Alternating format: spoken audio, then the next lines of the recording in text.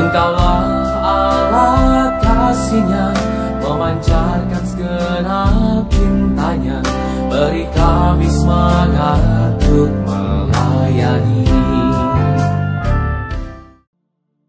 Saudara-saudari yang terkasih, hari ini kita lanjutkan renungan dari kemarin. Kemarin Yesus disalibkan, hari ini Santa Perawan Maria berduka cita.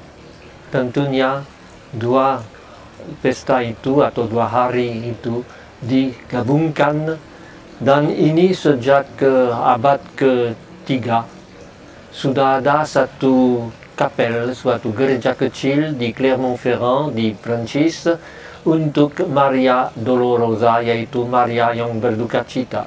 Tetapi devosi itu berkembang pada abad ke-13 dengan orang Fransiskan, orang Sisterian, pada abad 17 dengan orang Yesuit. Akhirnya pesta itu atau hari peringatan itu disahkan oleh Sri Paus Pius ke-10 pada tanggal 1913 dengan mau memperingatkan 7 penderitaan dari Maria. 7 penderitaan itu ialah: pertama, Maria dengar dari Simeon bahwa dia akan menderita banyak, dan ini Injil untuk hari ini. Sesudah itu harus lari ke Mesir. Sesudah itu Yesus yang tinggal di Bait Allah dan dicari 3 hari oleh Yosef dan Maria.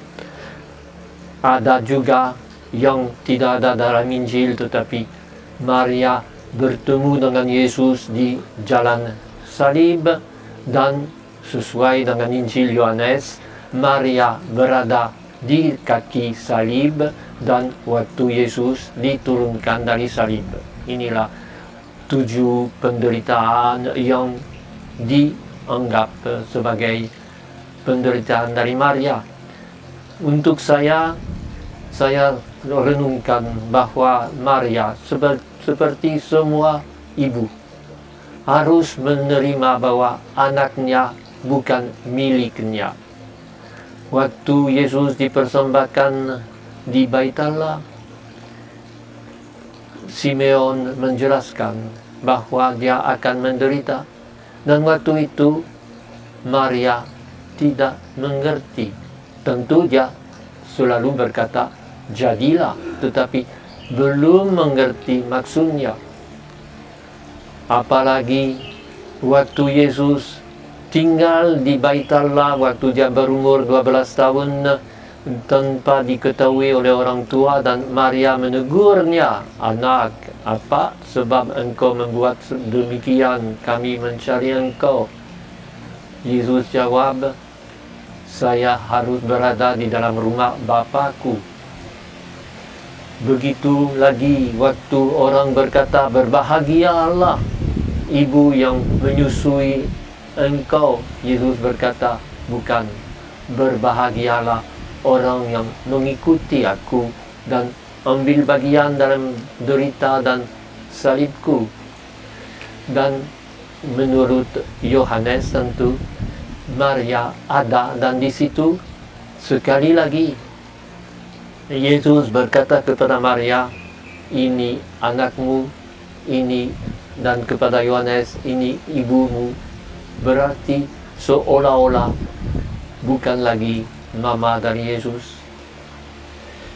Penderitaan yang bisa kita anggap sebagai sesuatu yang menolong semua orang tua untuk mengerti bahwa semua anak punya panggilan khusus, bukan harus memenuhi apa yang dimimpikan atau diingatkan oleh orang tuanya, tetapi apa yang seharusnya menurut panggilannya dia kerjakan. Kita tahu bahwa banyak orang yang misalnya menjadi brother atau sister atau pastor, orang tua tidak setuju mereka mau mempunyai cucu misalnya, dan ya karena ada panggilan untuk menjadi biarawan, biarawati atau imam, tidak akan ada cucu.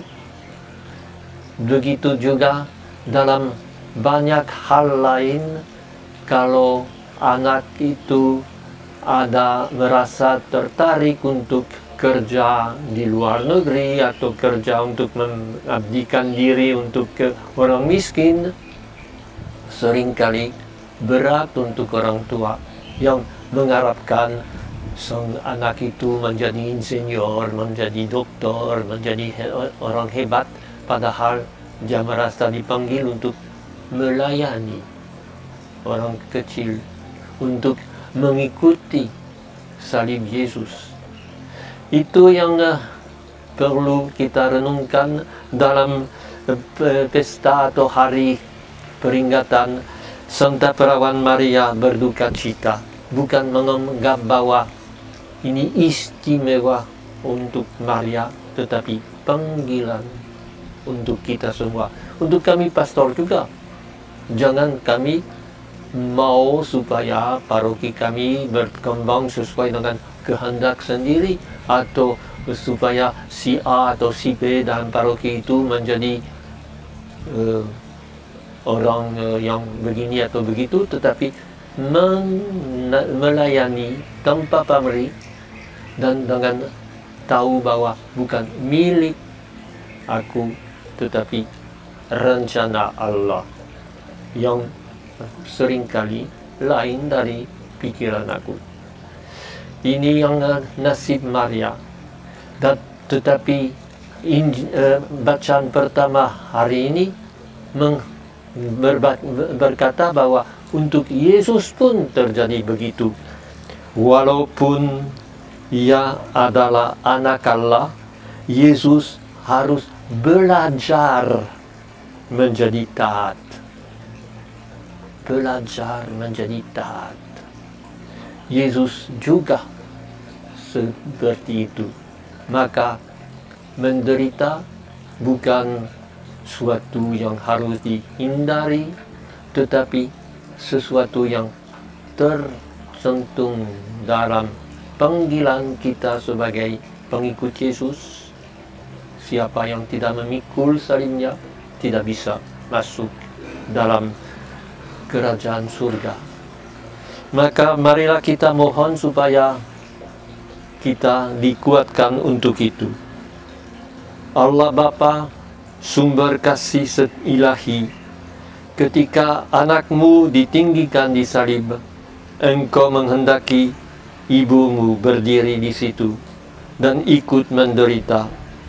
Perkenankanlah agar gerejamu yang bersatu dengan Ibu Maria dalam sengsara Kristus mengambil bagian juga dalam kebangkitannya.